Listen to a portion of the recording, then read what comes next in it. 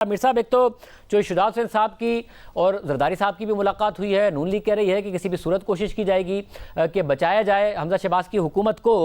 आपको लगता है कोई एडवेंचर ये करने जा रहे हैं और उसमें कामयाब होंगे? और आज जो इत्तेहादियों के साथ इजलास हुआ है उसमें कहा जा रहा है काफ़ी शिकवे शिकायतें हुई हैं जो सामने नहीं आई हैं। क्या कहानी हुई है अंदर? क्या हुकूमत सेफ है या नहीं है? शाहजेब साहब, पहली बात तो यह है कि ये जो हुकूमती इत्तेहाद की तरफ से जो लाहौर में एक मीटिंग के बाद जो ऐलानात किए गए हैं, ठीक है, उस ऐलान के मुताबिक इन्होंने फ़ैसला किया है कि ये असम्बलियाँ नहीं तोड़ेंगे और अपनी मुद्दत पूरी करेंगे। लेकिन उस इजलास में जो हुआ है, जो बातें वहाँ पे हुई हैं, वो तो इन्होंने आपको नहीं ना बताई और ना ही मीडिया को बताई हैं। और उसके बाद अगर आसिफ जरदारी साहब चौधरी शुजात के पास चले गए हैं तो चौधरी शुजात साहब जो हैं वो तो पहले से चौधरी परवेज़ लाई की बतौर चीफ मिनिस्टर हमायत का ऐलान कर चुके हैं और ये कह चुके हैं कि जो 10 MPA हैं पंजाब असम्बली में मुस्लिम लीग काफ के, वो चौधरी परवेज़ लाई ही को वोट देंगे।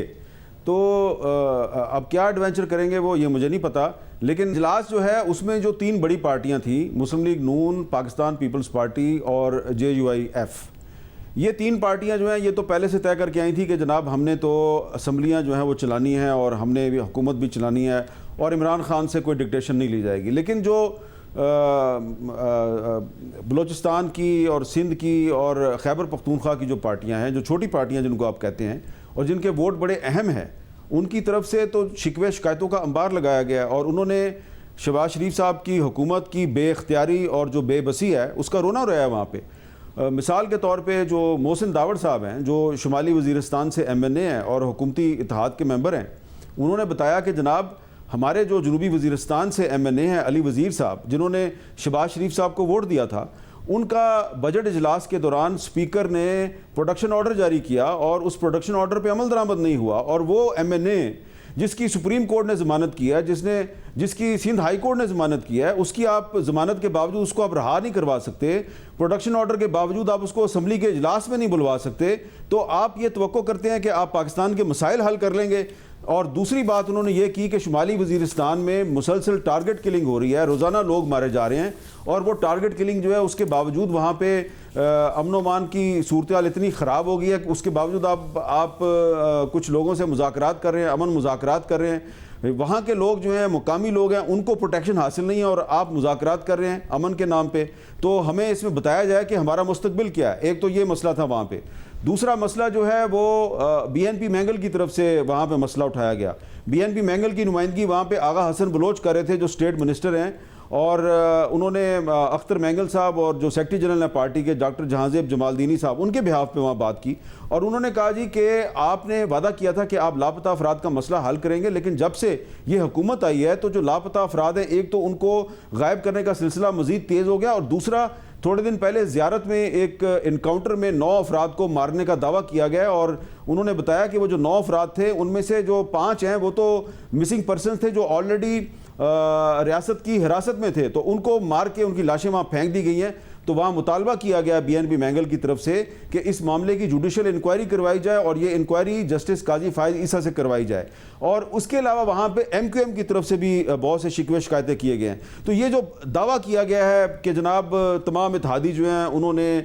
ये फ़ैसला किया कि हम असम्बलियाँ मुद्दत पूरी करेंगी, तो ये दावा बड़ी जमातों का दावा ज़रूर है, ये बड़ी जमातों का फ़ैसला ज़रूर है, लेकिन जो छोटी जमातें हैं उन्होंने वहाँ पर जो शिकवे शिकायत किए हैं और जो शहबाज शरीफ साहब की बेबसी और बेख्तियारी का जो वहाँ पे मातम किया गया उसके बारे में तो किसी को नहीं बताया गया। तो ये सवाल अब आपके सामने है कि जिस हुकूमत के इत्तेहादी जो हैं वो उसके सामने बैठ के उस हुकूमत के वज़ीर आज़म की बेबसी और बेख्तियारी का मातम करते हैं, वो वज़ीर आज़म पाकिस्तान की मईशत के अहम फैसले कैसे करेगा और पाकिस्तान को बहरान से कैसे निकालेगा? अच्छा, फिर ये तो बड़ी दिलचस्प बात है क्योंकि फवाद चौधरी साहब भी कह रहे हैं कि 2 वोटों पे खड़ी है ये हुकूमत और इनके इत्तेहादी हमारे साथ राब्ते में हैं या इनके अरकान हमारे साथ राब्ते में हैं। वाकई कोई इशारा करके तहरीक इंसाफ ये हुकूमत गिरा सकती है, जो वो कह रहे हैं कि इशारे की सिर्फ ज़रूरत है क्योंकि अदम एतमाद के वोट का कहना है डॉक्टर आरिफ अलवी साहब ने और 172 नहीं पूरे कर पाए तो फारिग हो जाना है शहबाज शरीफ साहब ने?